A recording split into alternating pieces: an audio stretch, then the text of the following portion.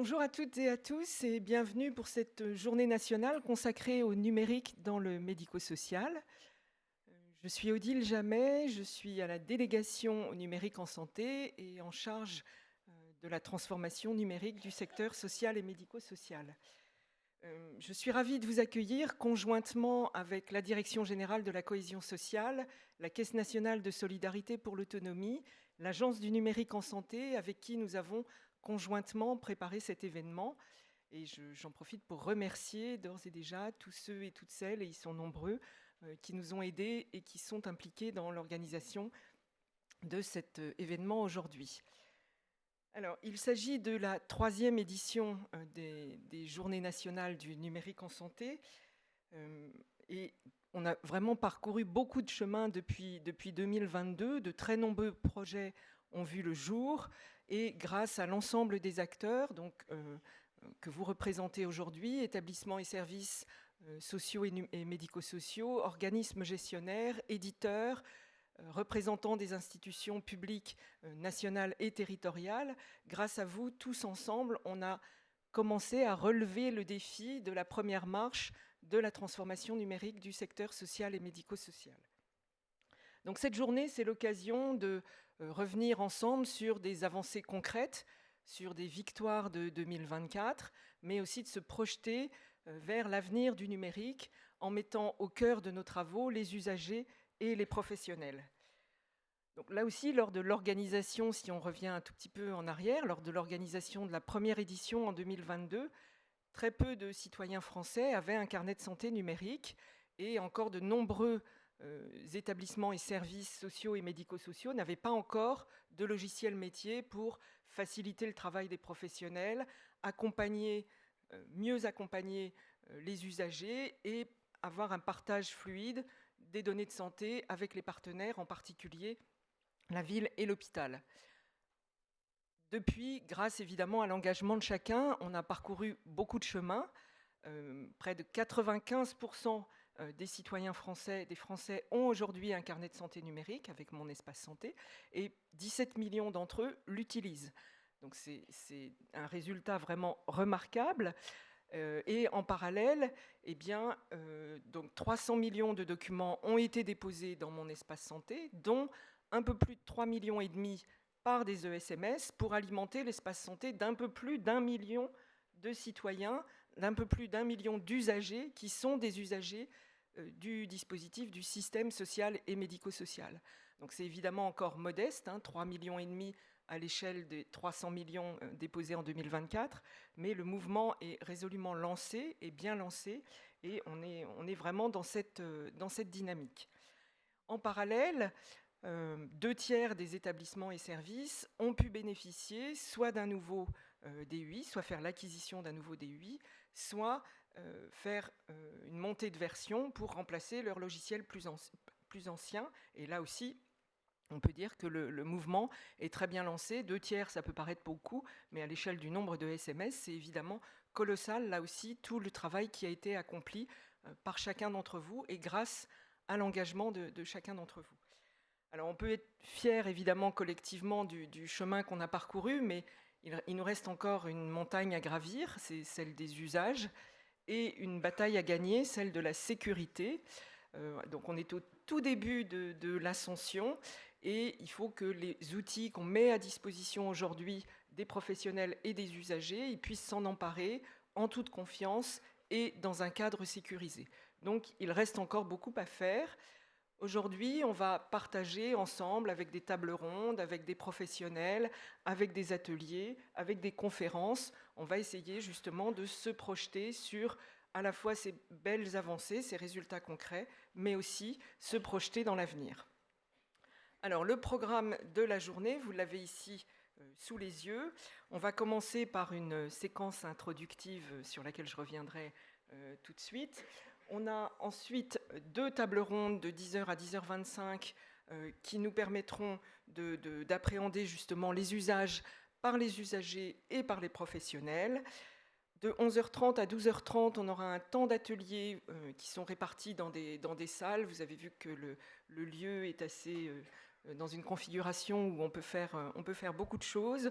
Donc normalement, vous avez les plans et on pourra approfondir un certain nombre de sujets en atelier. Puis, on aura un cocktail déjeunatoire alors dans les deux espaces que sont la Grande Place et le Plaza, là où il y avait le café ce matin.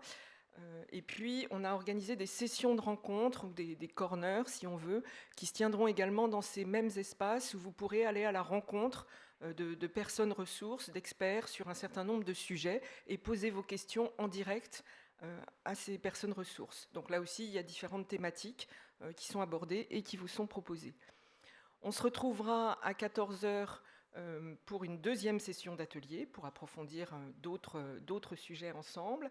Et puis, après la pause, on aura une table ronde sur le numérique inclusif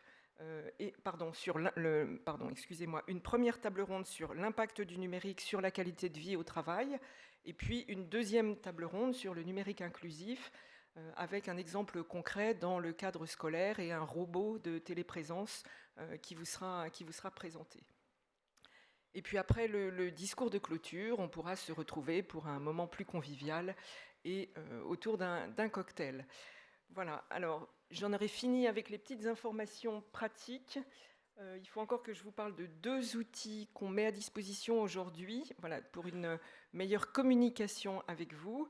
Donc tout d'abord, on a créé un groupe WhatsApp qui nous permet à nous, organisateurs, de communiquer avec vous, de vous faire passer des informations. Donc vous ne pouvez pas écrire dans ce groupe WhatsApp, hein. Il n'y a que les organisateurs qui peuvent vous écrire et vous faire passer des informations, en particulier pour rejoindre les différentes salles de cet espace.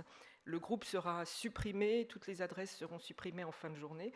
N'ayez pas d'inquiétude, hein, il n'y aura pas de... Voilà, on fait du numérique propre. Donc ça, c'est le premier outil. Deuxième outil, Slido. Donc vous avez là aussi le QR code pour y accéder. Il n'y a pas de téléchargement. C'est un outil collaboratif qui va vous permettre de poser vos questions pendant toutes les séances, à la fois pendant les tables rondes, pendant les plénières, mais aussi pendant les ateliers. Il y aura un modérateur qui prendra en compte vos questions et fera en sorte d'y répondre. Si on ne peut pas y répondre pendant les séances, on y répondra via l'application pour pouvoir communiquer avec vous. Donc n'hésitez pas, tout au long de la journée, il y aura des sondages auxquels vous pourrez répondre avec cet outil Slido. Voilà, et sans plus tarder, maintenant qu'on a réglé, je pense que tout le monde a réussi à accéder à ces outils numériques, sans plus tarder, je vous propose de partager ensemble une petite vidéo sur le bilan collectif, quelques chiffres, un peu plus que ceux que je vous ai donnés, sur l'année 2024.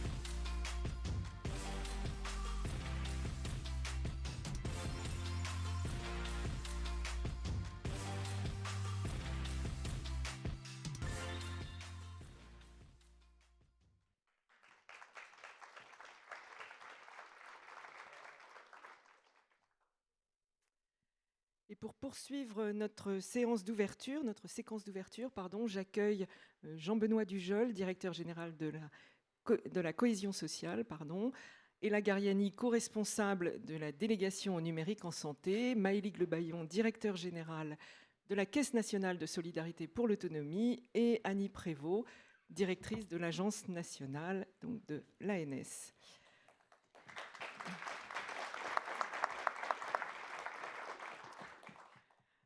Alors effectivement, aujourd'hui, nous sommes réunis pour aborder un sujet d'une importance capitale, la transformation numérique du secteur social et médico-social, vous l'avez compris. Donc, ce chantier ambitieux est bien plus qu'une transformation technologique, c'est vraiment une opportunité historique pour réinventer les pratiques, renforcer l'efficacité de nos actions et mieux répondre aux besoins des personnes que nous accompagnons. Alors je commence par vous, Jean-Benoît. Pourquoi la transformation numérique du secteur social et médico-social est-elle une nécessité impérieuse? Je vais venir m'asseoir avec vous. Pardon. Bonjour à toutes et tous. Merci d'abord de m'accueillir. Je suis très heureux de participer à ces journées.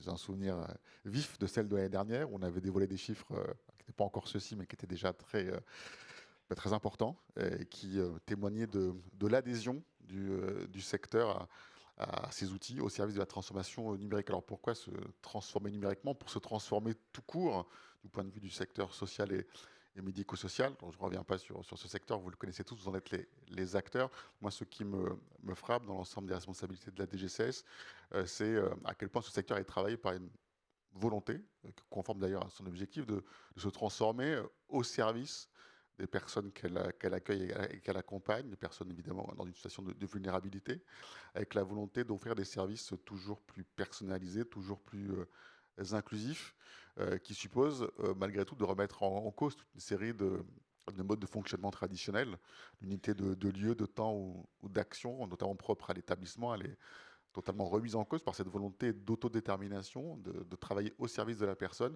dans un contexte évidemment qui génère aussi beaucoup de complexité, parce que cette volonté de transformer le secteur, elle implique de coordonner des actions dans un cadre cohérent entre des professionnels extrêmement nombreux.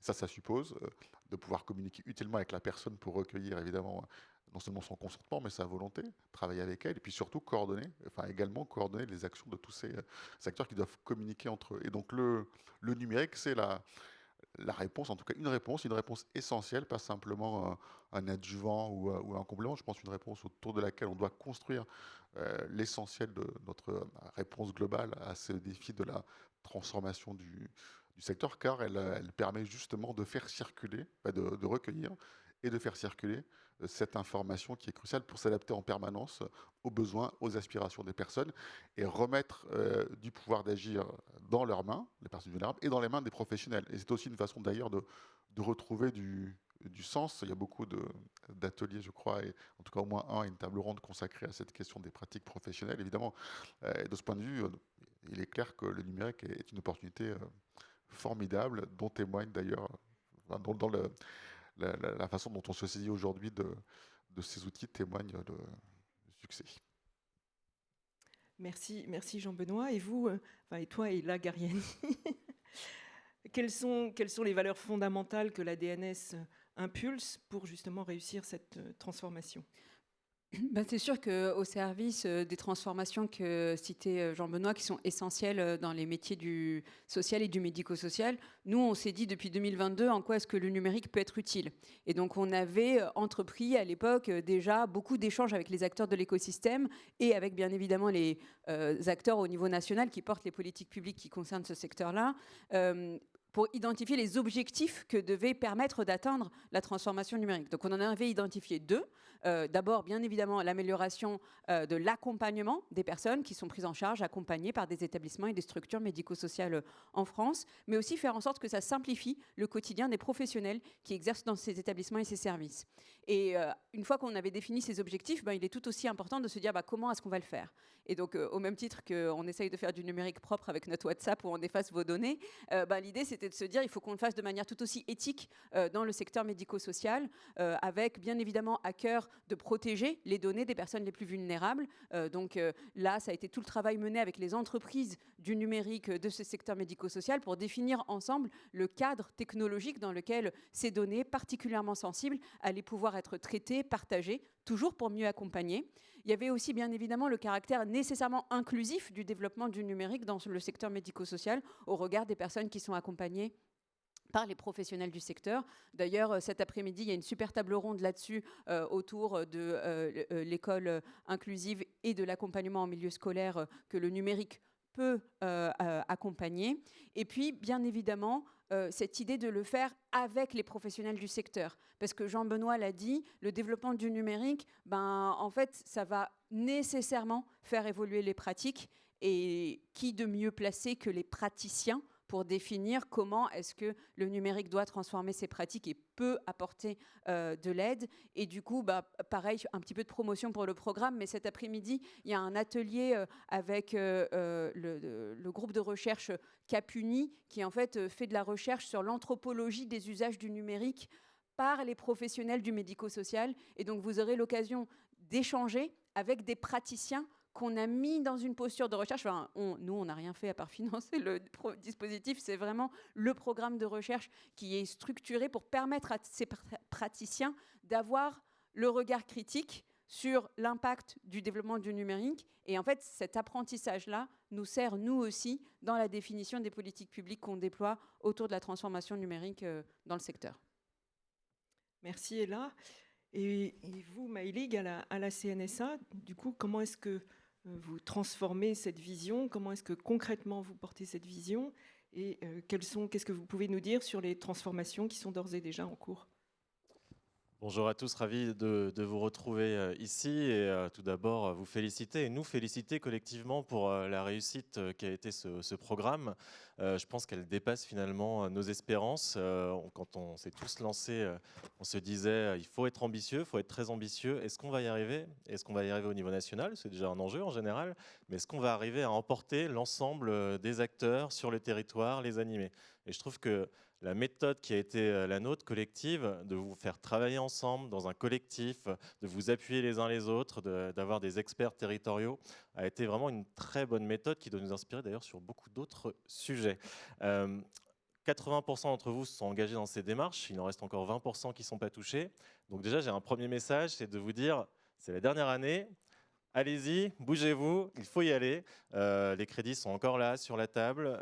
Profitez-en. Évidemment, on va continuer à se battre pour que ce programme se poursuive, prenne de l'ampleur. Mais nous avons vraiment un objectif de saturer le maximum nos crédits sur cette année 2025. Le deuxième sujet que je voulais partager avec vous, c'est de se dire que déjà, dans le quotidien de l'accompagnement, les choses changent. Les DMP sont mobilisés. Je crois qu'il y a plus de 4 fois plus de documents dans les DMP qui sont mis par les ESMS en ce moment. Les tables rondes qu'on aura tout à l'heure avec les professionnels et les usagers nous permettront de voir comment déjà, dans le quotidien des ESMS, le programme a pu transformer la façon dont on conçoit l'accompagnement. Et depuis que je suis directeur de la Caisse, on le voit, le numérique finalement n'est pas juste un outil au service d'eux. C'est à travers le numérique qu'on arrive à implémenter nos politiques publiques sur la transformation de l'offre en remettant l'usager au cœur. On a évidemment des blocages aujourd'hui, on en a conscience, il faut qu'on vous accompagne pour les lever. Mais je suis assez persuadé que cette coopération que vous avez su mener sur ESMS numérique, c'est aussi la coopération qui sera nécessaire demain sur la transformation de l'offre.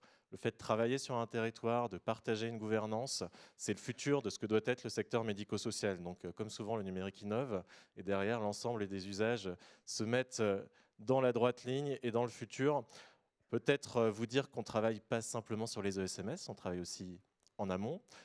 C'est la capacité à mieux avoir une articulation avec les MDPH, avec le dossier d'admission pour tous vos établissements et services. Et donc, tout ce chantier qui a été mené avec vous embarque finalement l'amont, l'aval et la capacité à construire un écosystème qui soit cohérent. Merci, Maëlig. Annie, à l'ANS, un peu la même question. Comment est-ce que vous impulsez cette transformation et quels sont déjà les résultats que vous pouvez nous partager?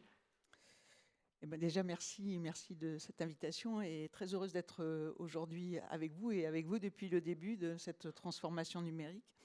Et c'est vrai qu'au niveau de l'agence, là, j'ai vu que plusieurs collaborateurs de l'agence les remercient déjà pour tout le travail qui a été fait. Alors, on a été beaucoup aux côtés de la DNS, de la CNSA, avec la bénédiction, on va dire, de la DGCS, on peut le dire, hein, c'est ça, merci. Donc, pour travailler sur ce qu'on appelait le SONS, il y a eu des petits chiffres qui ont été donnés. Donc, cette vague 1 Ségur, la première vague, nous, on était le guichet de référencement. On a référencé, je crois, une 60aine de logiciels dans tous les secteurs du médico-social. Une grosse réussite. Pareil, vous l'avez présenté dans les chiffres, un SMS sur 2 aujourd'hui qui sont concernés. Pas mal de commandes qui ont été passées et de déploiements qui ont été effectués. Mais si j'ai encore il y en a encore quelques-uns là qui peuvent se déployer. Je crois qu'on a jusqu'à 19 février.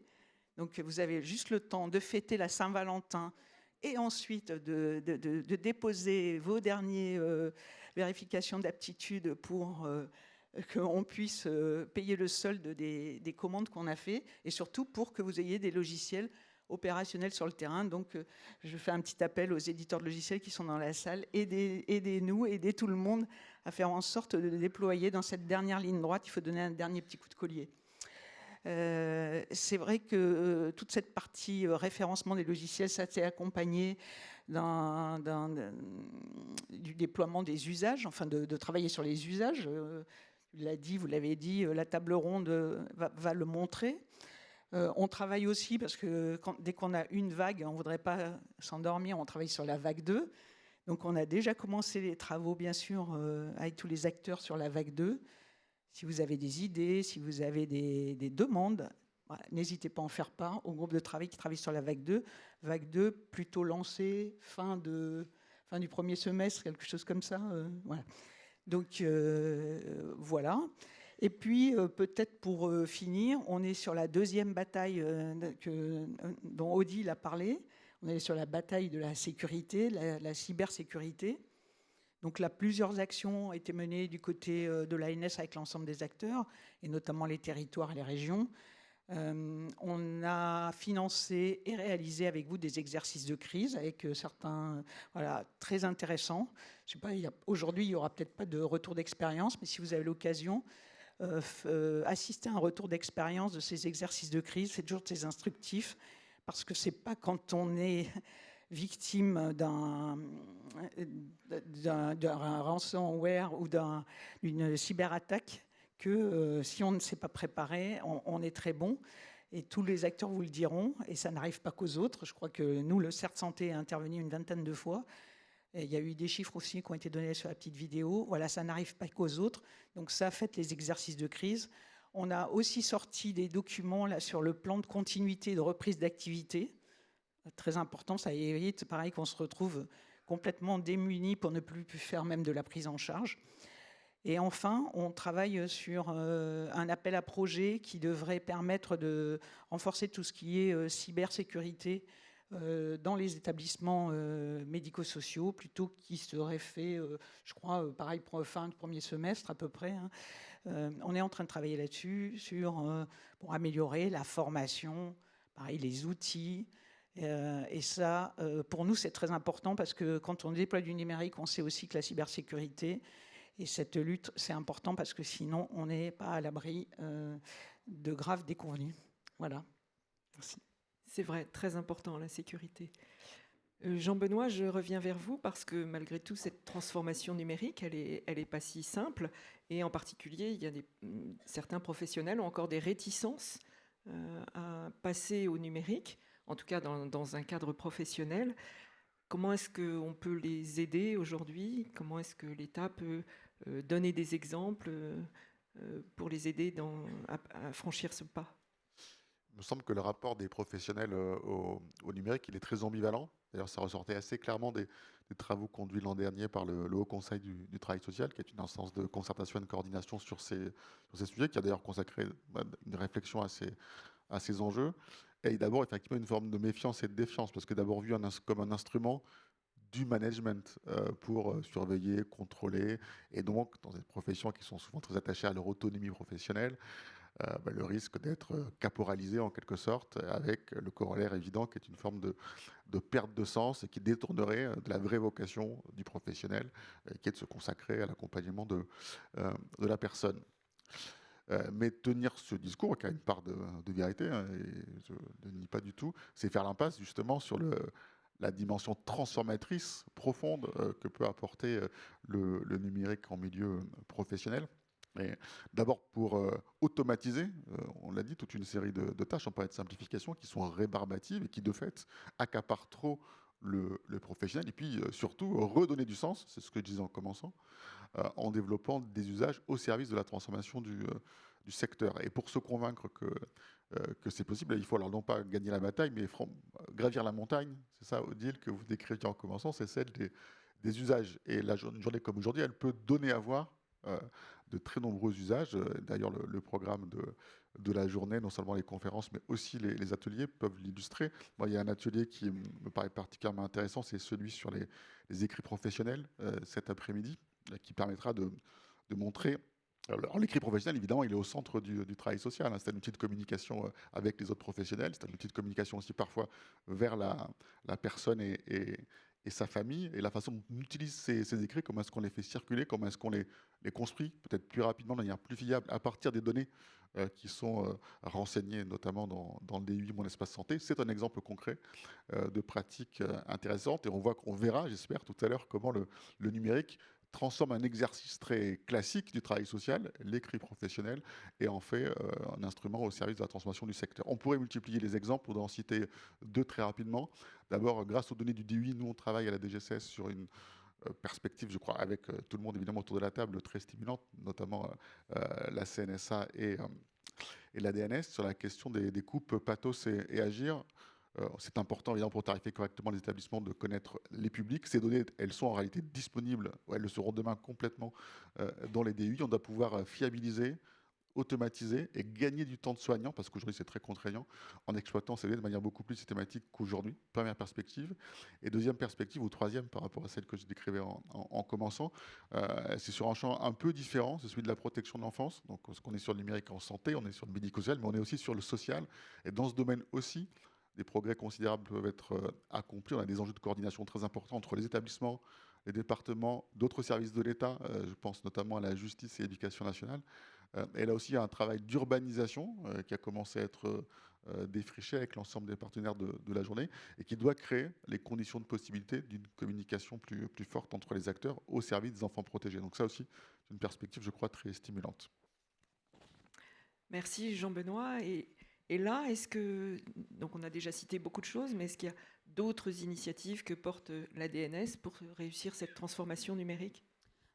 Oui, bien sûr. Alors, concrètement, nous, pour accompagner notamment la prise en main du numérique par les professionnels qui exercent dans les structures, on a lancé un référentiel des compétences liées au numérique en santé, qui est un référentiel transverse. C'est le premier référentiel, entre guillemets, officiel, tamponné par l'enseignement supérieur, pour toutes les professions qui ont vocation à intervenir dans le champ de la santé, du social ou du médico-social, qui englobe en fait le b.a.-ba de ce qu'un professionnel qui a vocation à exercer dans ce secteur doit connaître du numérique. Ça va de la cybersécurité jusqu'aux impacts de l'intelligence artificielle. C'est vraiment un socle commun de compétences qui a vocation à sensibiliser tous les professionnels dans les formations post-bac et infra-bac sur les enjeux du numérique en santé. Et la première année où ces cours obligatoires dans la formation initiale des professionnels qui exerceront demain dans les métiers du social et du médico-social, la première année où ça rentre dans le cursus,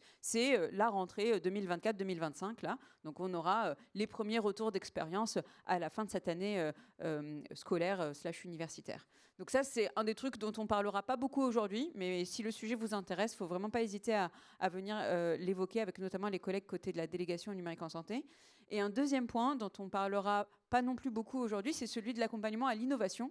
En fait, depuis le début de la transformation qu'on a initiée, notamment au travers des dispositifs financés par le Ségur numérique, on a toujours laissé annuellement une petite part d'enveloppe pour accompagner des dispositifs d'innovation dans le secteur médico-social. C'est notamment par le biais du programme qu'on appelle Structure 3.0, mais aussi, par exemple, au travers de l'enquête de recherche dont je vous parlais tout à l'heure. Donc, au même titre que jusqu'à présent, ça nous a particulièrement paru important de, entre guillemets, rattraper le retard, même si j'aime pas beaucoup ce mot, que le médico-social pouvait avoir dans le champ du numérique. En fait, dès le début, on s'est dit, mais il faut aussi préparer l'avenir parce que va y avoir des innovations numériques qui vont venir percuter les pratiques et vaut mieux qu'on ait, entre guillemets, des établissements, des structures pilotes sur le territoire national qui testent ça pour pouvoir documenter des retours d'expérience sur ces nouvelles technologies qui peuvent parfois être des aides techniques qui englobent du numérique, de l'IA et qui peuvent du coup avoir ou non un intérêt dans le quotidien des établissements et des structures. Et c'est important que certaines les testent pour pouvoir dire là où il y a un impact ou pas. Et puis, en lien avec cette approche sur l'innovation, on a aussi ce qu'on appelle un grand défi pour le bien vieillir. C'est financé dans le cadre de France 2030 et c'est justement en quoi est-ce que des technologies innovantes, numériques, dispositifs médicaux ou pas, englobant de l'IA ou pas, peuvent venir apporter de la valeur dans la prévention, notamment de la perte d'autonomie chez les personnes âgées. Donc, et idem, on n'en parlera pas beaucoup aujourd'hui, mais il ne faut pas hésiter à en parler. Si, je crois que Lynn sera là. Oui, si. Si, on en parle cet après-midi. Voilà, du coup, venez cet après-midi écouter Lynn parler du grand défi bien vieillir. Oui, d'autant plus qu'il y aura un petit robot de téléprésence. Enfin, voilà, ce sera très, très sympa. Maïlig, est-ce que tu peux nous dire quelques mots de conclusion, s'il te plaît? Bon, on a été, je crois, assez complet à vous dire que je suis assez persuadé que tout ce qu'on fait là, ça nous met en avance finalement par rapport à nos autres copains du sanitaire, puisque eux ont un héritage, un passif, et ils ont dû finalement faire aussi avec lorsqu'ils ont avancé dans les pratiques numériques. Et vous êtes désormais à l'état de l'art, ce qui nous permet de nous projeter sur la suite. On parlait de l'innovation avec Ella, et la Caisse a un programme ambitieux sur l'intelligence artificielle, la capacité à pouvoir automatiser, mieux travailler sur la tarification qui intéresse beaucoup d'entre vous aussi. Vous savez à quel point la saisine des données est un sujet qui est chronophage, qui peut être aussi un épouvantail pour les équipes. Donc nous souhaitons qu'à travers le SMS numérique, finalement, on puisse implémenter toutes ces réformes, que le DUI soit une capacité d'automatiser. On pourrait parler de Séraphin, on parlait des coupes pathos. Ça fait partie des sujets, vous voyez, qui aujourd'hui peuvent être des irritants, mais qui, si demain, on a une diffusion de ces pratiques du DUI un peu partout, peuvent tout de suite changer la donne, et changer la donne au service de qui? Des professionnels et évidemment des personnes qui pourront avoir un financement plus individualisé par rapport à leurs besoins et à leur capacité d'être accompagnés au juste niveau. Donc c'est aussi ça notre enjeu collectif, c'est d'être en capacité d'accompagner cette réponse à l'individualisation du besoin, et le numérique, c'est vraiment pour moi l'opportunité de le faire. Donc vous remercier à nouveau, vous souhaitez de bons travaux, et puis on regardera avec attention les retours qui seront faits de cette journée qui, comme toujours, je pense, nous permettent de nous rencontrer et de partager notre ambition. Merci beaucoup. Merci à tous les quatre pour ces éclairages. Et donc, nous allons commencer tout de suite notre plénière avec une première table ronde et sur les usages du numérique pour les professionnels. Et pour ça, j'accueille Léa Bosquin, chef de projet à l'Agence du numérique en santé, chef de projet médico-social. Didier Alain, responsable du programme SMS numérique à la CNSA. Sébastien Wildemann, directeur des soins au GSMS Bien Vieillir en Île-de-France. Allez-y, voilà, Sébastien. Florent Barthélémy, DSI de PEP 76. Bonjour Florent.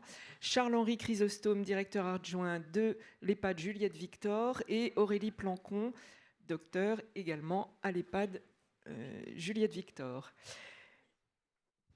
Avant de commencer, je vous propose de regarder ensemble une rapide vidéo qui donne justement la parole aux professionnels et où les professionnels nous parlent de leurs usages de numérique. Ce sont des professionnels qui étaient impliqués dans l'expérimentation Mon Espace Santé dans les ESMS qui s'est déroulée en 2024. Je vous propose qu'on regarde ça tout de suite ensemble. Pour l'usager, l'utilisation de Mon Espace Santé lui permet de devenir acteur de sa santé. Je suis la responsable d'un service de soins infirmiers à domicile à Clisson, à côté de Nantes, en Loire-Atlantique. Service de soins infirmiers qui accompagne 66 personnes en situation de dépendance, de 60 ans ou plus ou en situation de handicap. Ma mission principale au sein du SIAD est de coordonner les soins entre les différents professionnels du domicile afin de permettre le maintien à domicile des personnes âgées et ou en situation de handicap. Depuis qu'on est ambassadeur de mon espace santé, donc en début d'année 2024, nous avons revu nos pratiques. Désormais, nous utilisons systématiquement le dossier médical partagé du patient. Dès qu'on prend en charge notre patient, on consulte son dossier médical pour connaître ses antécédents, l'histoire de la maladie, voir les comptes rendus médicaux. Le fait d'avoir des outils déjà qui nous permettent d'avoir une meilleure communication, une fluidité de communication avec les acteurs facilite déjà grandement le travail des professionnels. Et pour le coup, le fait d'ouvrir ces outils avec un accès aux patients va dans le sens de l'esprit des différentes lois qui ont été publiées dernièrement et qui vont dans le sens de rendre le patient acteur au centre, qu'il ait accès lui-même au même compte rendu et aux mêmes informations que ses professionnels de santé. Pour nous, c'est un atout indispensable que ces outils s'ouvrent aux patients. Ça nous semblait important de répondre à cette proposition pour développer les usages des patients et en fait aller dans un esprit de transparence. Un cas concret, par exemple, un patient qui va être suivi pour une plaie. L'infirmière du SIAD va arriver, va prendre une photo de la plaie, va l'adresser de manière sécurisée au médecin spécialiste. Ce dernier va faire une téléconsultation et ensuite il va déposer le compte-rendu médical sur le dossier médical du patient. Il va y ajouter l'ordonnance pour l'infirmière libérale qui va préciser le protocole. Il y déposera également l'ordonnance pour le pharmacien qui lui-même retrouvera du coup toute son ordonnance de matériel, ce qui permet que toute la prise en charge au domicile est organisée en temps réel et de manière sécurisée. Mon espace santé permet une transparence des données médicales entre les professionnels de santé et le patient, ce qui permet aussi une meilleure confiance du patient envers les professionnels de santé.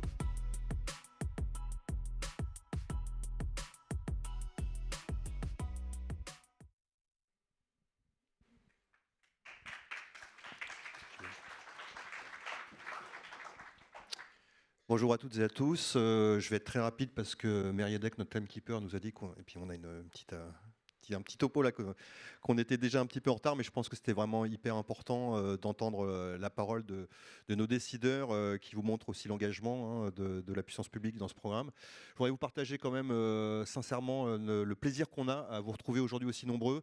C'est une occasion extrêmement rare pour nous, équipe nationale et régionale, d'être à votre contact, professionnels, éditeurs, société de conseil. On a des contacts un peu épisodiques et puis là pour nous c'est un peu le grand bain. Donc on a vraiment beaucoup de plaisir à vous rencontrer parce que voilà, c'est une occasion rare d'immersion aussi pour nous dans le national. On va faire un zoom immédiatement sur alors à la fois le dossier de l'usager informatisé interopérable, mais aussi et surtout sur ce que ça fait pour les professionnels. Alors pourquoi c'est un sujet important ? Malig l'a dit, un sujet très important, professionnel, personne accompagnée, qu'on peut appeler patient dans certains cas. Les professionnels, c'est important parce que c'est la première ligne d'utilisateurs du dossier de l'usager informatisé et c'est quand même eux qui sont porteurs de la réussite, ou pas, totale, vous allez nous le dire, du projet. Voilà. Donc on va vous écouter, je vais passer la parole à Léa qui va lancer la discussion, mais ça revêt évidemment d'abord ce caractère important parce que c'est vous qui réussissez les projets, c'est pas nous au niveau national, nous on se contente entre guillemets de donner des impulsions, de distribuer de l'argent si possible intelligemment, mais en fait la réussite ou l'échec c'est vous qui les avez entre vos mains, et puis c'est aussi vos conditions de travail, on en parlera cet après-midi, mais aussi votre façon de transformer ces subventions en pratique professionnelle. C'est là que ça se joue, on est au cœur du réacteur, donc je dis que j'allais être court, je te passe la parole Léa pour la suite. Bonjour à tous. On va rentrer effectivement directement dans le vif du sujet. Donc on l'a dit, l'arrivée du DUI transforme les pratiques professionnelles. Et du coup, je vais me tourner vers vous, Monsieur Barthélémy. Vous êtes directeur des systèmes d'information des PEP 76. Et c'est vrai qu'avant que le DUI arrive et que ça puisse être pris en main par les professionnels, il faut leur faire adhérer à ce projet-là. Donc, est-ce que vous pourriez nous dire comment vous avez fait pour les embarquer et quel a été leur retour ? Merci. Donc, je suis Florent Barthélémy. Avant d'être DSI, j'étais directeur d'ITEP. Pour ceux qui connaissent les ITEP, c'est des établissements dans lesquels les enfants ont des troubles du comportement aussi.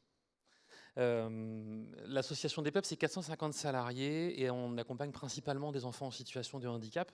On a cherché un premier outil DUI, il devait être interopérable avec la compta, avec la paye. Il devait sortir des tableaux de bord qui permettraient de faire du data-driven sur des tableaux de bord holistiques. En réalité, on a fait la première formation, on a commencé à l'utiliser et on s'est rendu compte que la quantité de données à saisir était impossible à tenir. Et alors, on a fait un terme technique, on a planté l'éditeur. On lui a dit gardez la compte et puis on va aller voir ailleurs. Parce que forcément, la façade était super jolie, mais alors la demande de données était trop importante. Et là, on est en 2014-2015, on est avant toute cette vague-là, en fait. Et on s'est reposé la question dans l'association à se dire mais en fait, on a besoin de quoi? On a d'abord besoin d'un logiciel qui réponde aux besoins des pros, aux besoins des jeunes, qui soit utilisable par les pros. Donc la question de l'ergonomie, elle était essentielle.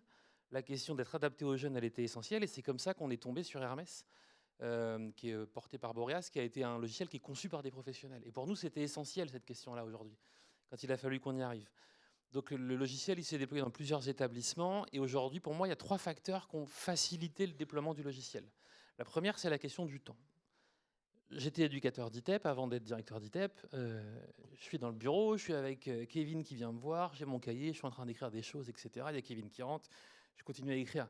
Qu'est-ce que fait l'éducateur aujourd'hui? Alors d'abord, il met en route l'ordi, qui va faire sa mise à jour, parce qu'il ne l'a pas fait la semaine, donc il va faire sa mise à jour. Et puis là, comme on est super pro, double authentification. Kevin, peux-tu me chercher mon téléphone qui est resté sur le bar là-bas? Tu fais 1, 2, 3, 4, c'est mon code PIN, tu me cries le code qui est écrit dessus. Forcément, la question du temps, non, écrire dans le numérique, ça n'a pas fait gagner de temps. Je pense que là, il faut qu'on sorte d'un fantasme là-dessus. Ça veut dire que là où ça a fonctionné, il a fallu qu'on se pose la question de quel temps on donne aux gens pour écrire. Alors en fait, en réalité, on aurait déjà dû se poser la question quand on demandait aux gens d'écrire sur crayon papier, en fait. Mais en fait, là où ça a fonctionné, c'est quand on a dit, OK, la question du temps, elle est essentielle. Voilà comment on va penser le temps et comment on va vous permettre d'écrire. La deuxième question qu'il a fallu se poser, c'est la question du fond. On ne va pas se cacher, les gens, ils écrivent trop. C'est le problème qu'on a, c'est pas de pas assez écrire, c'est d'écrire beaucoup trop. Je me rappelle d'un de mes collègues directeurs qui disait « Oh là, ils écrivent beaucoup trop, tu te rends compte, c'est ma responsabilité avec ce qu'ils écrivent, je vais finir en prison. » Bon, rassure-toi, il n'y a pas de prison pour ça. Il a dit ça à ses équipes, vous connaissez les éducateurs, ils ont dit « Ok, mon lapin, on écrit trop, t'inquiète, on va écrire trop. » Du coup, il est revenu en disant « Ah, c'est pas possible, le DUI, il n'est pas rempli, m'écrivez rien, c'est compliqué, moi, mes indicateurs, je fais comment, je vais pas y arriver. » Non, je me rappelle, je fais très court là-dessus, mais d'une DG en protection de l'enfance qui disait « Mais moi, si c'est pas dans le logiciel, ça n'existe pas. Pas de logiciel, pas de moyens. » Alors, je me dis « Merde, si en protection de l'enfance, on s'est pas rendu compte qu'il fallait des moyens, c'est quand même ballot. » Et du coup, ce qu'ont fait les éducs à l'inverse, c'est qu'ils ont bourré les urnes, en fait. Ils ont rempli que des troubles et crises, que des choses qui permettaient de remplir les indicateurs. Et en fait, l'intelligence qu'a eu Hermès à l'époque, quand on a déployé le DUI, c'est de dire on s'en fout des indicateurs, c'est pas la question. Sortir des indicateurs, on saura le faire. Quel que soit le logiciel, sortir des indicateurs, on saura le faire. Par contre, on va former les équipes ensemble sur c'est quoi un projet et ensuite comment ça se déploie dans un logiciel. C'est quoi une évaluation et comment ça se déploie dans un logiciel. C'est quoi un écrit professionnel et comment ça se déploie dans un logiciel. Et ça a été facteur de réussite pour ce qu'on avait à mener ensemble. Et puis après, l'outil, dès lors où il est intuitif, les professionnels, ils s'y font assez rapidement. Je veux dire, ils passent leur journée sur Facebook, donc il n'y a pas de problème d'utiliser le numérique aujourd'hui. Et puis le troisième critère de réussite pour nous, j'ai décidé 2 fois, c'est un éditeur qui est réactif. C'est vraiment dommage qu'on n'ait pas le temps de parler de la coupe Séraphin, parce qu'on aurait pu s'en dire des trucs. Mais je ne le ferai pas. Je reviendrai. Tu reviendras. Mais là, par exemple, je me retrouve face à ça. Ils me disent, il y a la coupe Séraphin, c'est pendant 15 jours. Je dis, OK, on va y arriver. J'appelle l'éditeur et je dis, comment on fait? Et je lui dis, voilà, moi, il me manque 3-4 champs. Et ben, en 7 jours, j'avais ces 3-4 champs qui avaient été ajoutés. Je leur ai dit, par contre, dans le logiciel d'export, il me les faudrait. Tu me laisses 15 jours, OK. Et là, j'ai les champs, j'ai les exports. Alors forcément, on va avoir du traitement de données, je dirais des gros mots en le faisant, etc. Mais en tout cas, avoir un éditeur réactif, ça a été gage de facilité. Et ça me permet surtout un truc, c'est pas tant moi DSI, c'est d'aller auprès des équipes et de leur dire, en fait, je vais vous demander un truc. Mais en fait, vous le faites déjà. Il y a juste un champ que vous allez remplir en plus. Et du coup, à partir de là, on va pouvoir continuer à travailler ensemble. Et la réactivité de l'éditeur, elle conditionne grandement l'acceptation par les équipes, je crois. Merci beaucoup. Et est-ce que vous pourriez également nous partager une situation concrète au cours de laquelle le DUI a vraiment impacté les pratiques professionnelles? Alors, je vais en partager, je vais essayer d'être court, parce que j'ai un problème avec ça. Alors j'aimerais vraiment avoir l'optimisme de tous les intervenants précédents. J'aimerais vraiment être aussi fort. Mais aujourd'hui, mes cadres, ils sont bloqués sur un truc, mes cadres, je ne suis plus directeur d'ITEP, mais il reste mes cadres, c'est d'avoir du personnel avec qui travailler. C'est-à-dire de ne pas avoir de remplaçants, de ne pas avoir un turnover important, d'avoir s'il n'y avait pas de crise, quoi. J'entendais, on va monter une montagne, mais carrément, et on nous a filé des super baskets, un super manteau, mais alors qu'est-ce qui neige? C'est-à-dire que ça glisse vraiment. Les deux choses sur lesquelles ça a été très concret, c'est le rapport à la règle. Les équipes qui appellent, qui disent le logiciel il marche pas. Bah, comment ça il marche pas? Ça m'étonne. Montre-moi. Ah mais non, c'est parce que tu n'as pas le droit de le faire en fait. Ah bon, j'ai pas le droit de le faire? Bah, c'est quoi la règle? On a une règle. Ah bah peut-être faut qu'on définisse la règle en fait. Et que ça a été un vrai travail, c'est de définir la règle et ça nous a permis de gagner de la qualité sur le respect des droits des personnes. Et bah oui, tu peux pas accéder au dossier du gamin que tu suis pas. Et ça a été un vrai atout et un vrai changement grâce au numérique qu'on avait beaucoup de mal à faire respecter avant. Et le deuxième truc, c'est le DMP. Sur le plan technique, ça a été facile pour l'utilisateur. Mon espace santé, pour les plus jeunes d'entre nous. Ouais. Oui. Non, mais quand on nous a dit INS, DMP, on s'est dit wow. En fait, c'est un bouton à cliquer. Donc en réalité, c'est pas très compliqué. Sur le plan technique, par contre, ce que ça a voulu dire, c'est quoi? C'est qu'il a fallu qu'on pose la question en équipe sur ça veut dire quoi transmettre un écrit aux familles? C'est quoi? Hermès permettait qu'il y ait un espace famille. On ne l'a pas ouvert parce qu'on flippe de ce qu'on écrit aujourd'hui. Et que c'est mieux de se poser la question, qu'est-ce que je transmets? Qu'est-ce que je garde pour la postérité? Qu'est-ce qu'on garde pour l'avenir du gamin? Qu'est-ce qui va le suivre dans 10 ans? Qu'est-ce qu'on va aller y déposer? Et faire ce travail-là, ça, effectivement, ça a fait bouger les pratiques. Maintenant, encore une fois, ça glisse. Voilà. Merci beaucoup. Et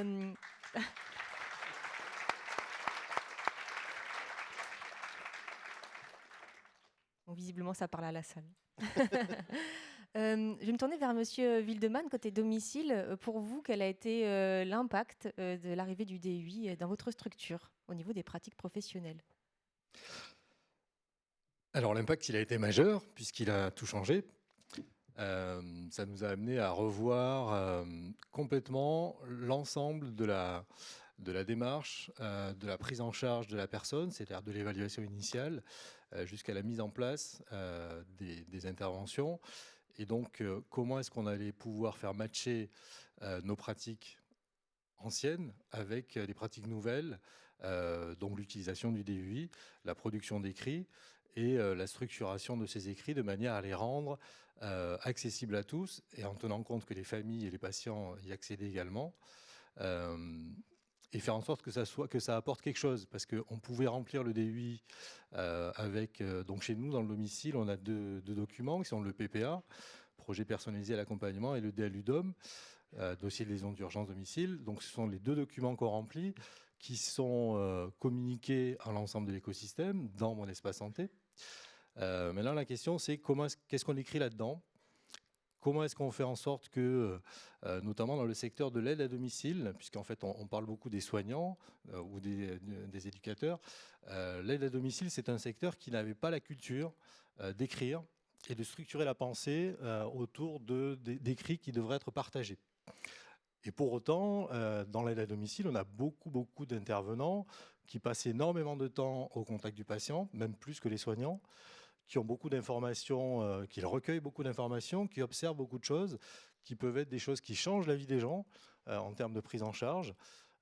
Et donc, il faut pouvoir les prendre en considération, il faut pouvoir les produire, les écrire, les structurer de manière intelligible et qui partent avec un vocabulaire un peu commun à l'ensemble de l'écosystème. Et là, il a fallu qu'on fasse un gros travail de formation, d'accompagnement des intervenants, que ce soit des intervenants de terrain et des intervenants au bureau, les responsables de secteur, pour pouvoir produire des écrits qui soient exploitables et qui soient une vraie plus-value quand, à l'hôpital ou en ville, un médecin, une équipe hospitalière prend la peine d'ouvrir un PPA ou un DLUDOM et de consulter ce qui est écrit dedans. Si c'est rempli de généralités, ça ne sert à rien. Et puis, le médecin des urgences, pour autant qu'il connaisse l'existence de ce PPA, ne se fera pas avoir 2 fois, il ne l'ouvrira plus, parce qu'il sait que ça ne lui apporte rien. Par contre, si on apprend aux professionnels à pouvoir structurer les choses et à pouvoir faire remonter des éléments qui sont déterminants dans une bonne prise en charge, et je pense notamment à l'évaluation. Aujourd'hui, l'évaluation qui est faite au domicile et qui est réactualisée au gré de l'évolution des patients, cette évaluation dans le PPA, on ne peut pas lui donner sa vraie place. C'est-à-dire que les champs aujourd'hui dans le PPA ne sont pas suffisamment significatifs pour permettre de pouvoir mettre en exergue des points d'attention, notamment en termes de repérage des fragilités, en matière de difficultés qu'on peut rencontrer au domicile, d'isolement, de fragilité. Donc ça, voilà, il y a un travail à faire là-dessus parce que les professionnels sur le terrain, ils ont vraiment des choses à dire, ils ont vraiment des choses à remonter. Et ça participe aussi à leur valorisation et au fait qu'ils soient reconnus. Parce que souvent, les aides à domicile, ce n'est pas des gens qui se sentent très, très valorisés dans notre écosystème. Et pourtant, je vous assure qu'ils ont vraiment beaucoup de choses à nous dire parce que c'est eux qui passent le plus de temps au contact des gens. Sébastien, du coup, là, ça c'est l'objectif, mais pour reprendre la métaphore de la montagne qui a l'air de pas mal fonctionner, là, du coup, dans votre structure, on est au début de la montagne, en train de la gravir, ou on est déjà au sommet, en fait, concrètement, très concrètement, en réalité? Alors en réalité, faut parler vrai, hein, on est là pour ça. Ouais. En réalité, on est plutôt pas mal. Ça marche bien. Tout le système, mon espace santé, enfin tout ce qui a été prévu, ça marche bien, mais ça marche pas assez souvent bien. C'est-à-dire que quand tout le monde est équipé, quand tout le monde est sensibilisé, est informé de l'existence de mon espace santé, quand il va le consulter, quand il va participer en fait à la démarche, ça fonctionne bien. Par contre, on a souvent des situations où il y a une production de données qui est faite du terrain et puis à un moment donné, ça s'arrête parce qu'une équipe hospitalière, on a travaillé par exemple avec le service des urgences de l'hôpital à côté de chez nous, qui nous faisait part de son étonnement. Ah bon, vous produisez un document qui s'appelle un PPA, c'est vachement intéressant, mais je ne savais même pas que ça existait. Et puis de toute façon, vous nous envoyez des informations par une messagerie sécurisée de santé, mais nous, au service des urgences, c'est une boîte, ce qu'on appelle organisationnelle, donc c'est tout le monde et personne en même temps qui accède à cette boîte. Donc vous envoyez des informations, mais on ne va pas les consulter. C'est quand même dommage parce qu'on vous avait donné un élément intéressant sur les difficultés. Pourquoi cette personne arrive aux urgences? Si personne ne le lit, c'est quand même dommage. Et au final, ce qu'on va faire, c'est qu'on va pallier à cette rupture dans la transmission en prenant à l'ancienne en fait, notre téléphone ou pire que ça, en fait, on va s'échanger des mails avec Outlook, avec nos messageries classiques. Donc ça, c'est dommage parce qu'on passe à côté, on parlait des enjeux de sécurité. Et puis, on a des difficultés concrètes sur le terrain, on en parlait tout à l'heure, beaucoup de turnover. Aujourd'hui, accéder au service socle, ça sous-entend avoir une carte de professionnel. Une carte de professionnel, ça ne tombe pas du ciel tout seul. Il y a un certain nombre de démarches à faire sur le site de l'ANS pour répertorier les professionnels, tenir à jour en fait leur carrière, leurs employeurs. Et ça, ça nécessite beaucoup de temps. C'est pas très simple. Donc voilà, j'arrête ici. Merci. Merci beaucoup. Donc on voit l'utilisation du DUI, ça permet de mieux coordonner les professionnels entre eux, l'information, l'échange et le partage d'informations, donc à l'intérieur de la structure, mais aussi à l'extérieur de la structure. Et d'ailleurs, vous avez fait partie avec l'EHPAD Juliette Victor de l'expérimentation Mon Espace Santé en 2024. Et alors, je vais me tourner vers vous. Du coup, comment vous diriez que le DUI et du coup Mon Espace Santé a permis de faciliter le suivi du parcours de l'usager avec ces outils? Alors, du coup, nous, au niveau de l'EHPAD, nous avons un logiciel de soins depuis très longtemps maintenant. Donc, nous avons des logiciels de soins dans les EHPAD depuis une quinzaine d'années. Donc, le DUI existe depuis longtemps. Par contre, nous travaillons en silo, c'est-à-dire que les informations sont contenues dans ce logiciel, mais la difficulté, c'est quand il faut les transmettre et les faire sortir de l'EHPAD. Donc, nous avons accepté de participer à cette expérimentation parce qu'elle répondait à des attentes très, très concrètes, de sécuriser déjà les données de santé qui sortent de l'EHPAD, de ne pas utiliser nos adresses Outlook, comme disait notre collègue, ce qu'on fait tous les jours, parfois les téléphones ou on n'a rien entendu de choses. Voilà. Donc l'idée est de sécuriser la transmission de ces informations avec des choses très concrètes. Le dossier de liaison d'urgence, par exemple, le DLU, qui est imprimé en version papier, qui part avec l'ambulance ou avec le SAMU pour aller jusqu'aux urgences, qui se perd parfois dans l'ambulance, qui se perd dans les couloirs de l'hôpital.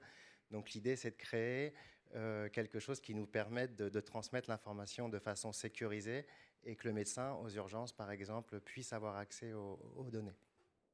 Et la deuxième attente, c'était également de fluidifier le parcours de nos usagers, parce que nous travaillons avec de nombreux professionnels, que ce soit en ville ou à l'hôpital.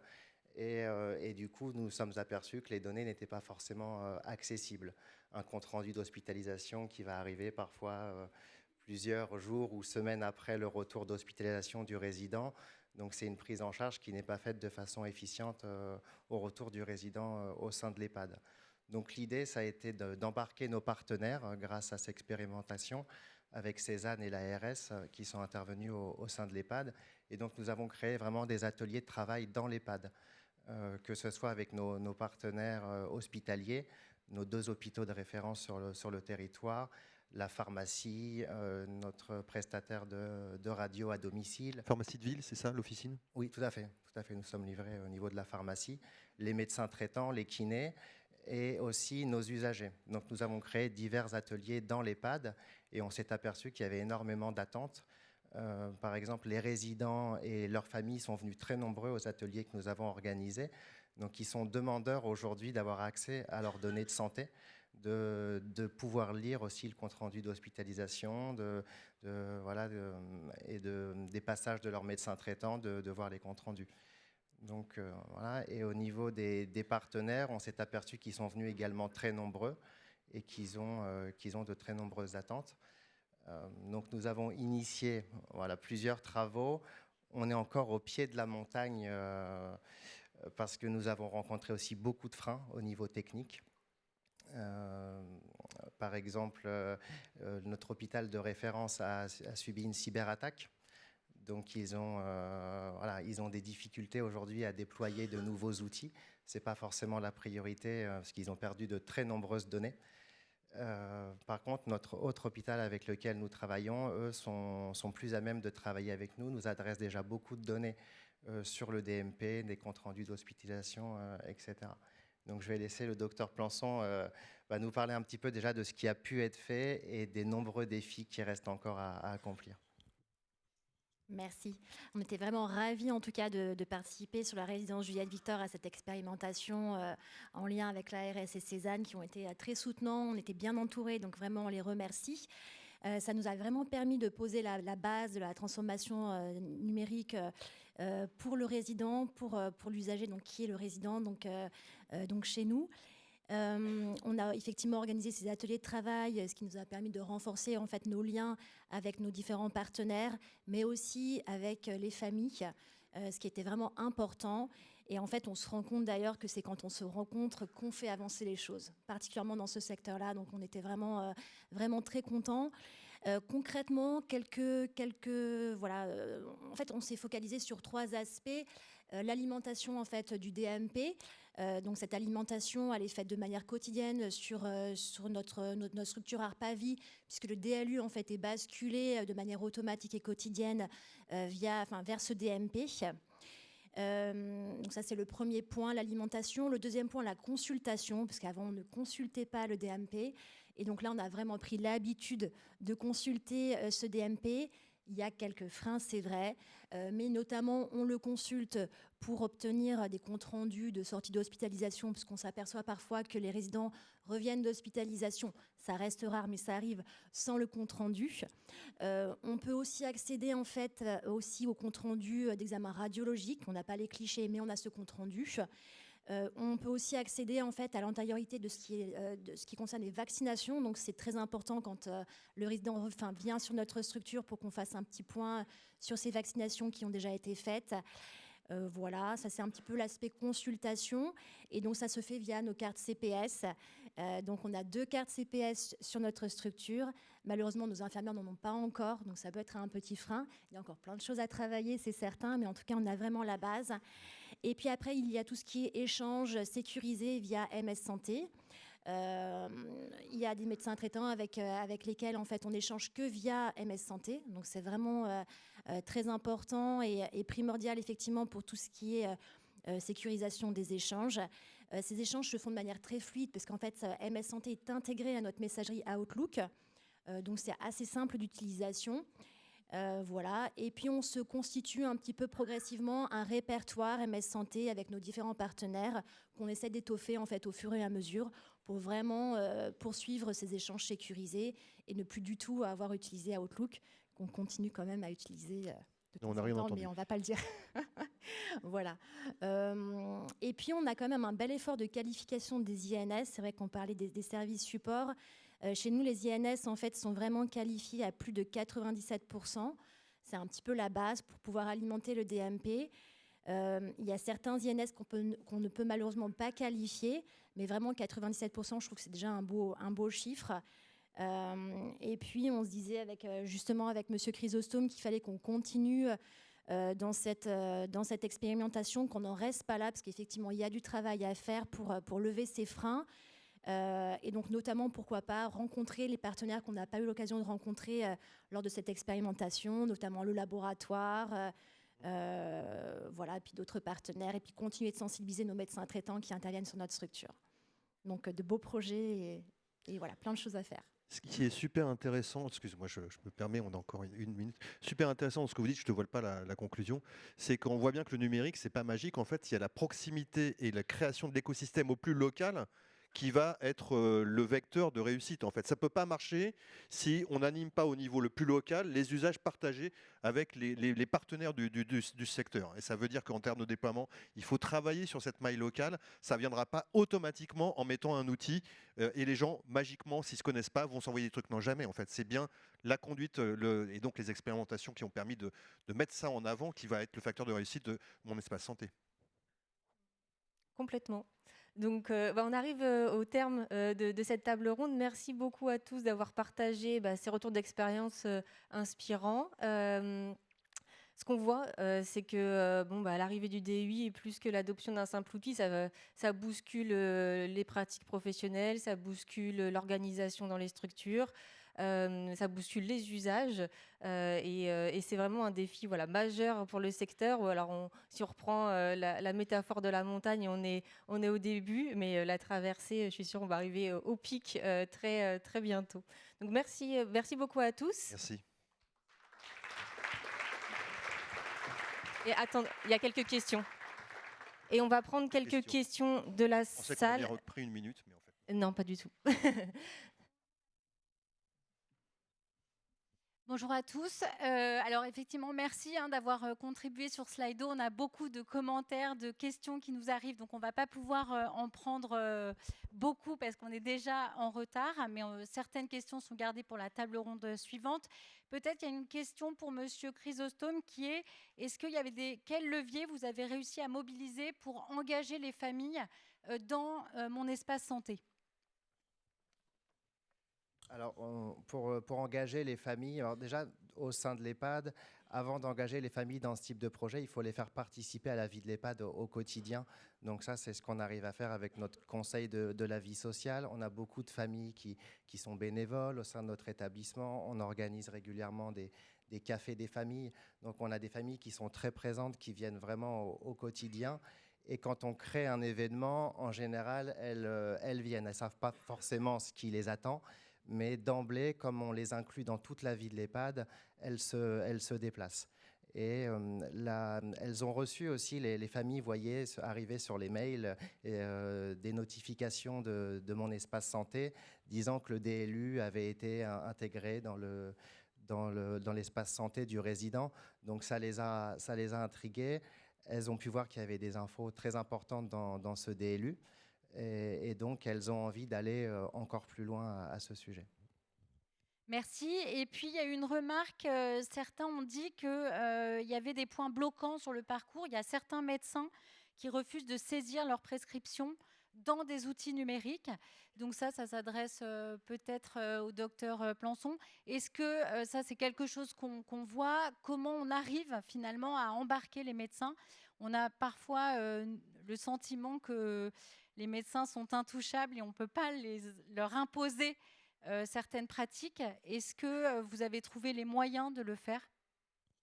Alors, c'est vrai que c'est pas forcément facile au quotidien. Il y a des médecins traitants qui sont vraiment qui mettent en permanence leurs prescriptions en fait, sur notre logiciel de soins, ce qui permet du coup d'inclure en fait, ces prescriptions dans le DLU qui sera automatiquement basculé sur le DMP. Donc c'est vraiment pour le partage d'informations quand un résident arrive aux urgences par exemple est primordial.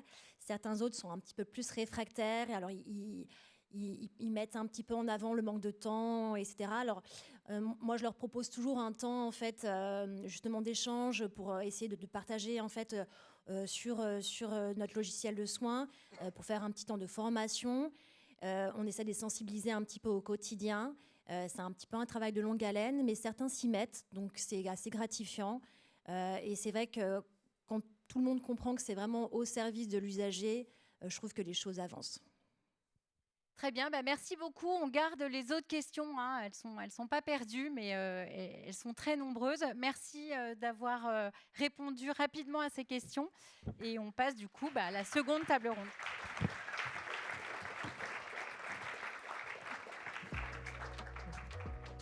Alors, sans plus tarder, nous allons passer à la seconde table ronde de la matinée. Et du coup, je vais accueillir sur scène Marianne Billard, directrice de projet à la délégation du numérique en santé, Mélanie Chef, directrice d'une maison d'accueil spécialisée au sein de l'OHS de Lorraine, et Anne-Cécile Couder, ingénieure pédagogique et formatrice spécialisée dans l'inclusion numérique et linguistique chez Emmaüs Connect. Et puis, pour introduire ce moment, comme pour la première table ronde, on va laisser la parole à des expérimentateurs de Mon Espace Santé, et notamment à des usagers avec une courte vidéo. On regarde tout de suite. Aujourd'hui, vous êtes à l'ESAT Bidart. L'ESAT a une double vocation, un accompagnement à la fois à caractère professionnel et également un accompagnement médico-social. L'établissement a été sélectionné, je dirais, pour piloter, pour travailler autour de Mon Espace Santé, de ce déploiement, de ce contexte d'accompagnement numérique. Dans un premier temps, il a fallu travailler autour de ce dossier, c'est-à-dire d'accompagner les travailleurs des ESAT au regard des professionnels pour justement appréhender l'outil, et puis pour d'autres, tout simplement l'utiliser dans leur vie quotidienne, une visite médicale ou encore un rendez-vous en milieu hospitalier, de pouvoir comprendre cette traçabilité et de comprendre aussi l'utilité pour eux au quotidien. Accompagner à la santé, c'est aussi utiliser les outils qui sont à notre disposition. Donc on a proposé de travailler sur tout ce qui était Mon Espace Santé et de permettre aux travailleurs de l'établissement d'activer leur espace santé. Nous avons tenu ce projet avec assistante sociale, infirmière, la directrice adjointe Laura Mazet et moi-même. Nous avons également fait venir une ambassadrice, Mon Espace Santé, qui a présenté aux travailleurs l'outil. À la place de prendre les documents sur nous, on peut les avoir sur cette appli-là. C'est beaucoup plus facile. Moins comme ça, on montre au docteur sur le téléphone. C'est plus simple. Mon Espace Santé, ça permet principalement de retrouver mon historique de santé, de retrouver les éléments qui permettent la consultation, comme une ordonnance ou mon dernier bilan. Et puis surtout, c'est super léger parce qu'en fin de compte, ça tient que dans mon téléphone. J'ai pas besoin de me balader avec une valise de documents. Mon espace santé facilite ma vie.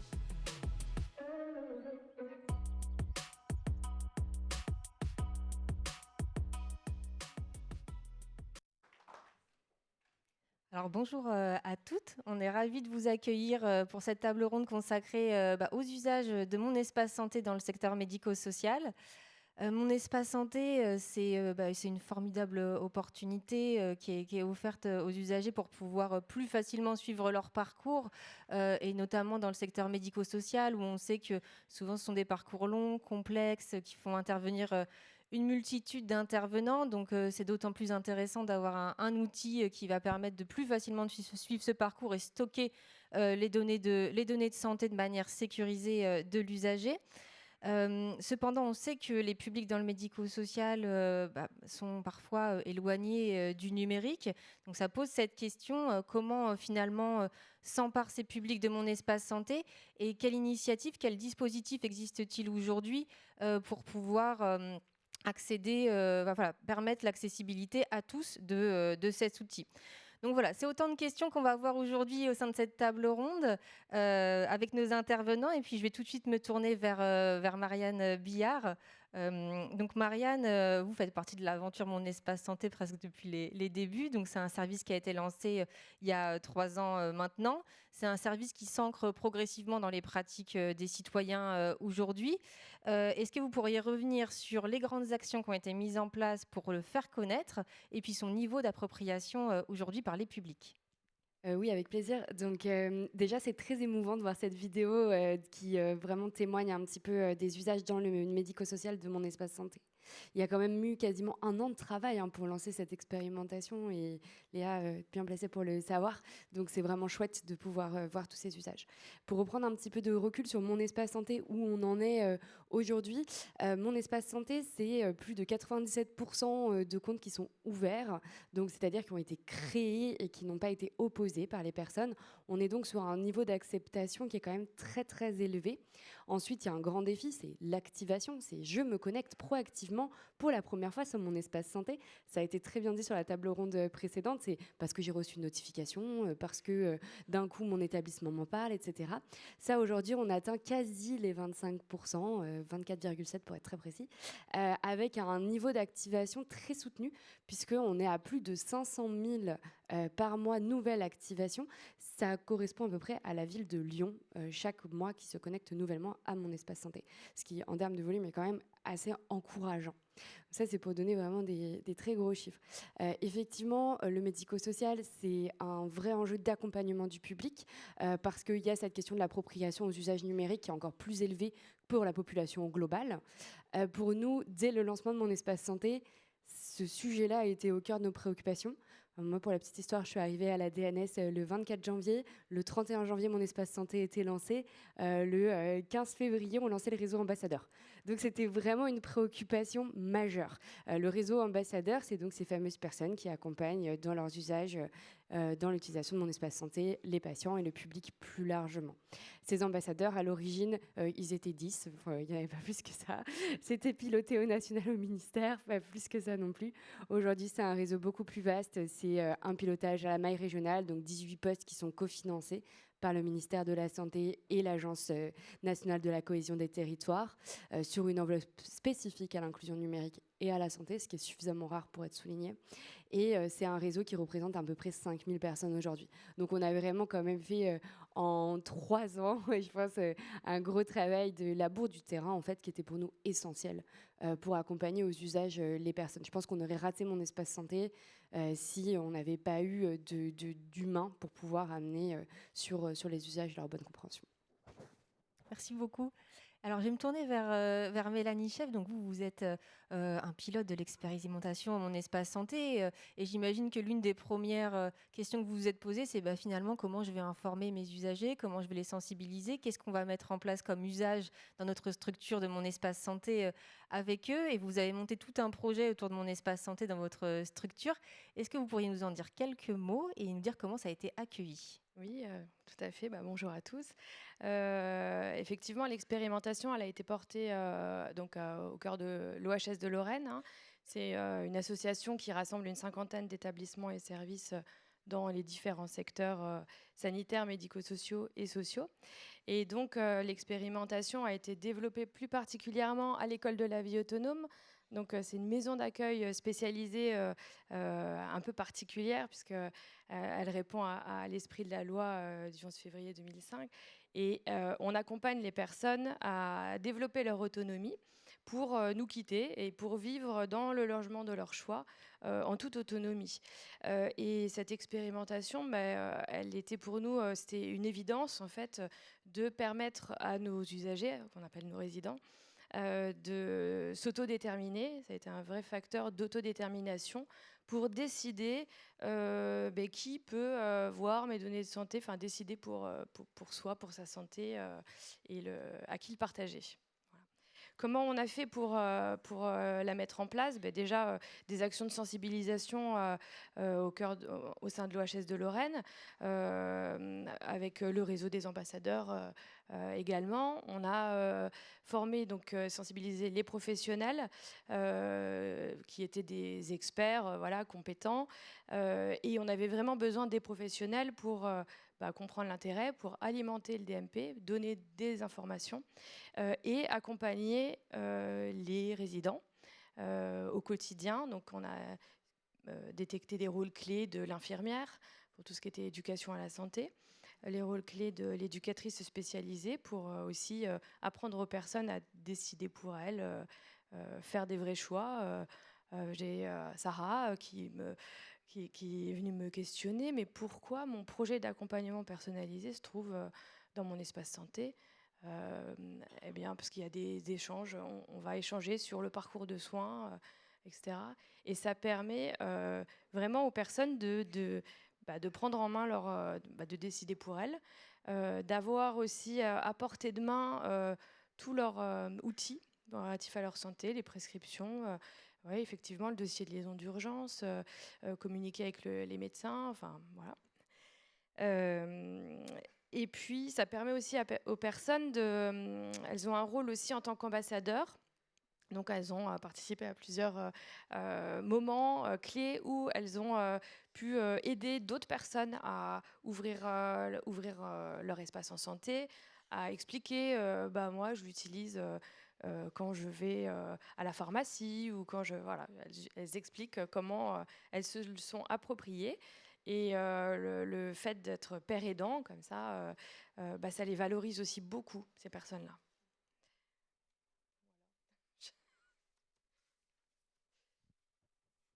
Je regarde si j'ai oublié. Ok, dites-nous si c'est bon pour vous ou pas. Je pense que c'est bon. Ok, merci beaucoup. Donc on voit que mon espace santé peut redonner du pouvoir d'agir et puis la main à l'usager sur ses données et son parcours d'accompagnement. Mais on sait aussi que dans le secteur médico-social, il y a des publics qui sont plus éloignés du numérique, qui rencontrent des difficultés pour accéder à leur profil. Alors je vais me tourner vers vous, Madame Couder. Donc vous travaillez chez Emmaüs Connect, un acteur qui est engagé contre la fracture numérique depuis plus de 10 ans maintenant.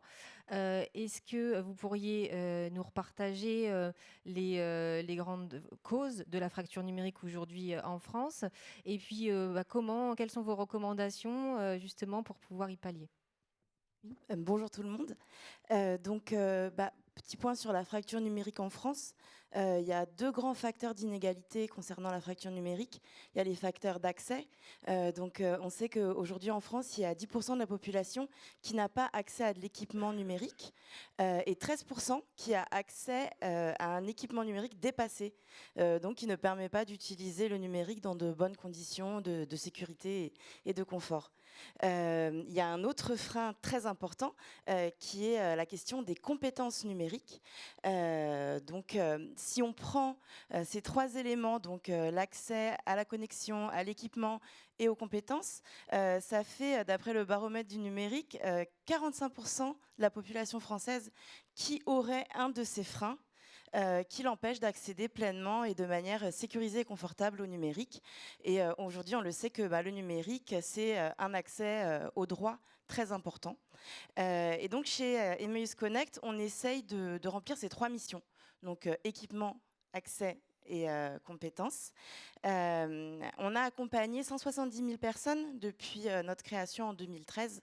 Et donc, on travaille avec des salariés, des bénévoles. Et puis, on a aussi le relais de nos actions dans des structures sociales un petit peu partout en France pour pouvoir accompagner les gens. Et alors quand on pense à la fracture numérique, souvent, il y a l'idée que peut-être ce sont les personnes les plus âgées qui vont être les plus fragilisées. Donc pour vous donner quelques chiffres, chez Emmaüs Connect, depuis notre création, on a accompagné 70% de personnes qui avaient moins de 55 ans. Donc la majorité des personnes qu'on accompagne ne sont pas des personnes âgées. Il y a beaucoup de personnes jeunes. Et en fait, le point commun des personnes en situation de fragilité numérique, ça va plutôt être les facteurs sociaux. Donc ça va être des personnes qui ont une fragilité sociale. Pour vous donner un exemple, chez nous, 80% des personnes qu'on accompagne vivent avec moins de 650 € de revenus mensuels. Donc là, on voit bien que concernant l'accès aux droits et la santé, les personnes peuvent subir vraiment une double peine avec une fragilisation accrue parce que, par exemple, elles ne sauront pas comment avoir recours à leurs droits en santé. Il me semble qu'il y a un chiffre très élevé, je crois que c'est 70% de personnes qui n'ont pas accès à la demande de CSS. Il faudrait que je vérifie ce chiffre, j'ai un petit doute, mais par manque de connaissances, par manque de compétences. Et donc chez MS Connect, on travaille sur cette question. Et notre première mission, ça va être vraiment de donner confiance en l'outil, donc lever les freins autour de tout ce qui va être la méfiance par rapport à l'outil. Si je ressors quelques chiffres, il y a 32% de la population française qui n'a pas, donc là c'est hormis, au-delà des gens qu'on accompagne, qui n'a pas les compétences nécessaires en sécurité pour préserver ses données personnelles et naviguer en sécurité sur Internet. Donc vous imaginez que les personnes encore plus éloignées du numérique sont encore plus fragiles et méfiante sur ces questions. Et quand on va dans le domaine de la santé, là on fait un gros travail en fait de sensibilisation, familiarisation, lever des freins par rapport au sujet du numérique. Et si je fais le lien avec mon espace santé, clairement, qui a accès à mes données, qu'est-ce que je partage, qu'est-ce que je suis obligée de partager. Et donc, on a une initiative chez MS Connect depuis 2022 de travailler autour de ces questions. On a fait un groupe de travail qui a réfléchi à ces questions suite à la demande de nos bénéficiaires, de nos animateurs, d'avoir des ressources qui seraient interactives, ludiques et rassurantes pour mieux accompagner nos bénéficiaires.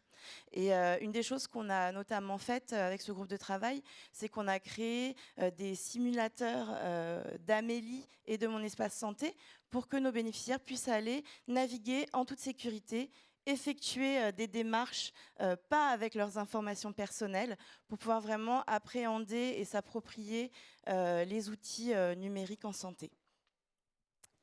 Et si je peux faire juste un petit point pour conclure, on a un partenariat avec l'assurance maladie dans les Hauts-de-France et on a pour objectif donc d'accompagner 240 personnes sur les questions du numérique en santé. Donc nous, on fait les compétences numériques de base, comme je vous disais, c'est vraiment le prérequis. Et puis on ajoute des briques sur le numérique en santé. Et aujourd'hui, donc, on a accompagné 193 personnes dans 23 structures, et ce sont des structures très variées. Il y a des CCAS, des PIMS, des SAJ. Donc on est vraiment sur une variété de publics. Et notre mesure d'impact, donc on a des retours vraiment très satisfaisants. Les personnes sont assidues, intéressées.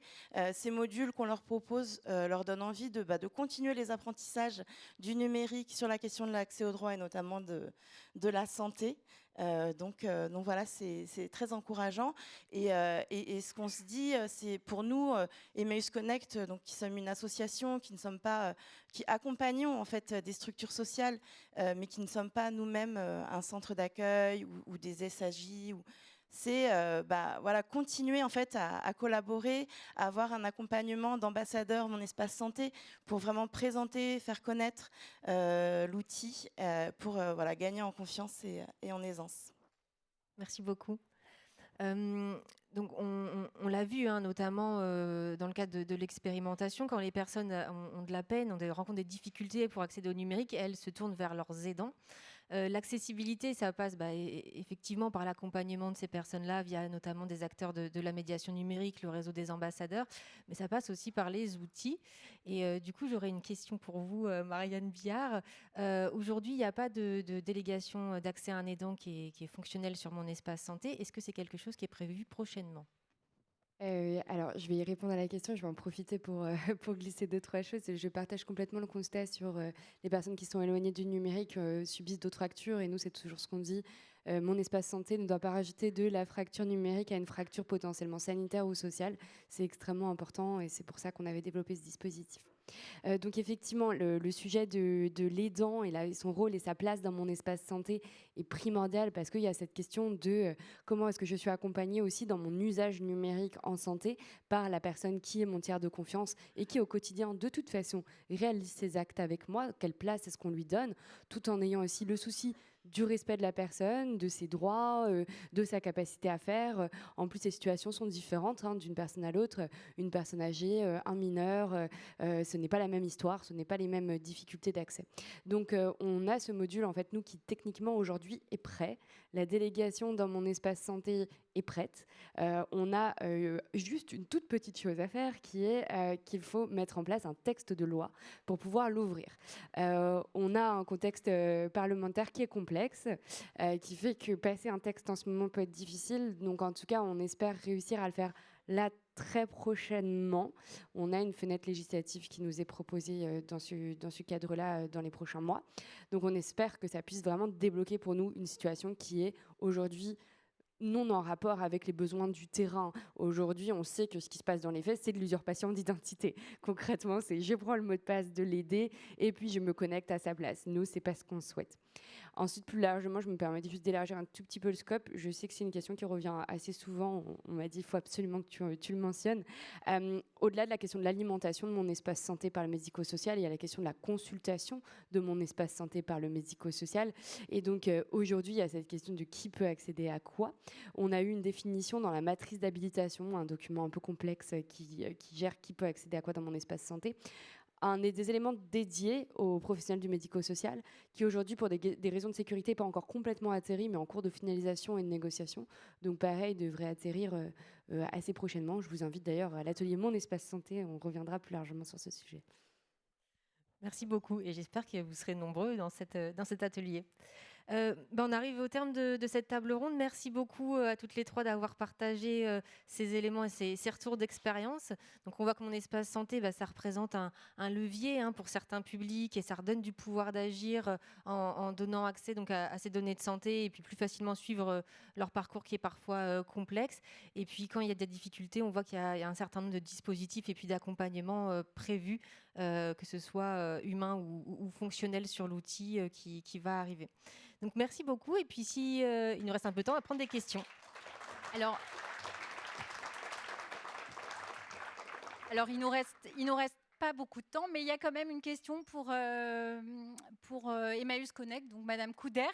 Il y a une question sur les plateformes. Vous avez parlé de plateformes de familiarisation au numérique. Est-ce qu'elles sont accessibles à tous ? Comment ça se passe si on veut en bénéficier ? Donc, les ressources que j'ai évoquées là sont des ressources qui ont été créées en interne par nos animatrices pour nos animatrices. Donc pour le moment, elles ne sont pas partagées, mais chez Emmaüs Connect, on a vocation à partager nos contenus pour les rendre accessibles au plus grand nombre. Et sur un sujet connexe, peut-être je peux faire une petite annonce. On a travaillé avec la Croix-Rouge française sur une étude concernant l'inclusion numérique des personnes en situation de handicap qui a été publiée l'année dernière. Et là, le 20 février, sur le site des bases de l'ANCT, on va publier toutes les ressources qui ont été créées. Donc, vous allez retrouver un certain nombre de ressources, notamment des ressources hors écran, pour amener la discussion autour des sujets de sécurité, de protection des données, d'identité numérique, donc qui sont, je pense, assez précieuses. C'est des ressources qui ont été créées à destination des personnes qui accompagnent les personnes en situation de handicap cognitif, mais comme on sait, quand on crée quelque chose pour une partie de la population, ça peut être utile pour tout le monde. Donc je vous encourage à aller faire un tour, d'ailleurs sur le site Les Bases de l'ANCT, où il y a énormément de ressources d'accompagnement numérique gratuites à disposition de tous et toutes. Très bien, merci beaucoup. Merci à toutes les intervenantes.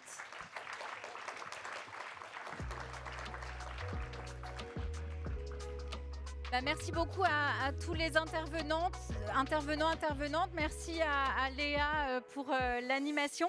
Donc maintenant, il est temps de rejoindre les ateliers de la matinée. Donc je vais vous redire comment ça va se passer. Donc vous avez les ateliers là qui vont se dérouler de 11h30, donc on est déjà en retard, jusqu'à 12h30. On vous demande de rejoindre les salles des ateliers que vous voyez affichés et auxquels vous vous étiez inscrits. L'auditorium, c'est ici. On a énormément de monde, on est plus que prévu, donc on est 400 aujourd'hui, il y a 100 personnes qui suivent les échanges plus loin. Donc, si vous n'étiez pas inscrit à un atelier, on vous demande de regarder où vous pouvez aller. La plus grande capacité est ici. Donc, c'est bien si vous pouvez rester dans l'auditorium.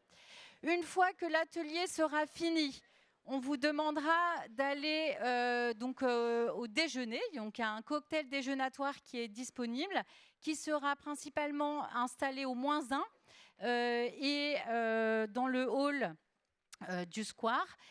Donc, il y aura une partie déjeunatoire et puis vous verrez qu'il y a des corners avec des thématiques où des experts vous attendent. Donc, sur les moyens d'identification électronique, par exemple, il y a eu des questions sur le sujet, le rôle des ARS et des grades, les problèmes autour des indicateurs ESMS numériques, un corner questions-réponses Mon Espace Santé. Beaucoup de questions ont été posées aussi dans Slido, donc c'est l'occasion de les poser aux experts. Sobriété numérique. Et puis, le cercle des experts avec des experts qui seront là du secteur médico-social qui pourront vous donner leur rôle et vous donner envie d'y participer. Donc ça, c'est jusqu'au déjeuner. Et après le déjeuner, donc à 14h, commenceront la deuxième partie des ateliers. Donc là aussi, on vous demandera de rejoindre vos salles. Vous voyez, tout s'affiche à l'écran. Donc à 14h, il faut retenir ça. Il y aura des bandes annonces. Et on se retrouvera ici pour la fin des plénières à 15h20. Voilà, donc on vous demande d'essayer de rejoindre vite là maintenant vos ateliers pour qu'on ne perde pas trop de temps. Et il y a les informations sur WhatsApp si vous êtes perdu. Voilà, merci beaucoup, à tout à l'heure.